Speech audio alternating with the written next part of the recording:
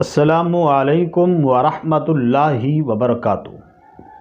قاری احمد علی مہروی آپ کو اپنے یوٹیوب چینل پر خوش آمدید کہتا ہے۔ محترم ناظرین، 12 ربیع الاول کو جان کائنات باعث تخلیق کائنات امام الانبیاء احمد مجتبی محمد مصطفیٰ صلی اللہ علیہ وآلہ وسلم کی ولادت بسعادت ہوئی۔ اس دن عشاقان رسول کی خوشی دیکھنے والی ہوتی ہے، اور 11 اور 12 ربیع الاول کی جو رات ہے، اور پھر 12 اور 13 ربیع الاول کی جو رات ہے، یہ دونوں راتیں بہت سے عاشقان رسول جاگ کر گزارتے ہیں۔ محفلوں کا انتظام ہوتا ہے، نعت خوانی ہوتی ہے، بیانات ہوتے ہیں، بہت سی جگہوں پر لنگر کا انتظام ہوتا ہے، رات کو درود و سلام پڑھا جاتا ہے، ذکر و اذکار ہوتے ہیں۔ بہت سے لوگ ان راتوں کو جاگ کر گزارتے ہیں۔ تو جہاں ان دونوں راتوں میں آپ دیگر عبادات کرتے ہیں، درود و سلام پڑھتے ہیں، محفلیں کرتے ہیں، ذکر و اذکار کرتے ہیں، وہاں پر یہ 8 نفل ضرور پڑھیں۔ ان 8 نوافل کی بہت بڑی فضیلت ہے۔ ہو سکے تو ہر روز پڑھا کریں، اور بہت سے خوش نصیب ایسے بھی ہیں جو یہ 8 نفل ہر رات پڑھتے ہیں۔ اس نماز کے بارے میں رسول اللہ صلی اللہ علیہ وآلہ وسلم نے فرمایا کہ فرض نماز کے بعد سب سے افضل یہ نماز ہے۔ یہ نماز اللہ کو بہت پسند ہے۔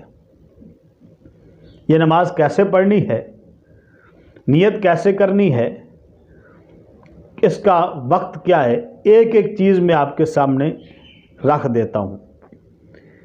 اس کا جو وقت ہے وہ عشاء کی نماز کے بعد شروع ہو جاتا ہے اور سحری کے ختم ہونے تک ہے۔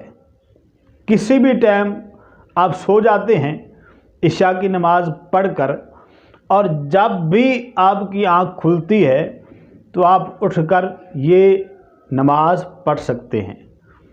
اور جو سب سے اس کا بہترین وقت ہے وہ سحری کا وقت ہے۔ اس نماز کو نماز تہجد کہتے ہیں۔ اس کے 8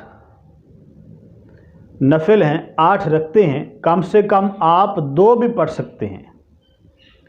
نیت کیسے کرنی ہے؟ نیت دل کے ارادے کا نام ہے۔ ظاہر ہے جب آپ اٹھتے ہیں، تیاری کرتے ہیں، تو آپ کے دل میں یہ ارادہ ہے کہ میں نماز تہجد پڑھنے لگا ہوں۔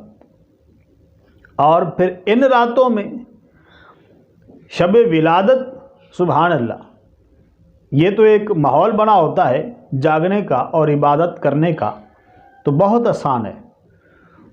تو اگر آپ زبان سے نیت کرنا چاہیں تو یہ بھی اچھا ہے۔